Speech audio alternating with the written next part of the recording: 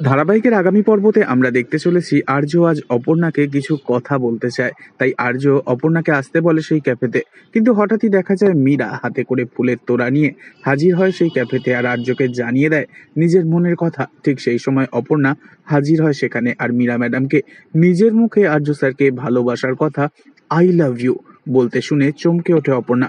এরপরই দেখা যায় বাড়ি ফিরে মীরা কিঙ্করের অজান্তে একজনের সাথে ফোনেতে কথা বলে আর বলে, তোমরা কাল সকালেই কাজটা করে ফেলবে, ব্যাস। এর জন্য 50 লাখ টাকা তোমরা পাবে। এত বড় একটা কাজের অফার পেয়ে তারা তো ভীষণ খুশি হয়ে যায়। ফোনটা রাখার পর মীরা মনে মনে বলতে থাকে, আমি কিছুতেই আর্যকে তোমার হয়ে যেতে দেব না অপর্ণা। আমি আর্যকে ভালোবাসি, ওর ওপর আমার অনেক দিনের অধিকার রয়েছে। আর ও যদি আমাকে না ভালোবাসে তার কারণ হলে শুধুমাত্র তুমি অপর্ণা। তাই এবার তোমাকে এই দুনিয়া থেকে সরাতে আমি দুবারও ভাববো না। এই বলেই হাসতে থাকে মীরা। অন্যদিকে দেখা যায় অপর্ণার রাস্তায় বার হতেই বেশ কিছু গুন্ডা অপর্ণাকে গাড়িতে করে তুলে নিয়ে পালায়। তবে কি এভাবে আর্য আর অপর্ণাকে আলাদা করা সম্ভব হবে মীরার পক্ষে, নাকি তারা সুন্দরী মায়ের কথা মতো এই অন্ধকার পেরিয়েই শেষ পর্যন্ত আলোর পথে এসে আর্য আর অপর্ণার আবারও হবে দেখা? পরবর্তী আপডেট জানতে অবশ্যই সাবস্ক্রাইব করে রাখবেন। ধন্যবাদ।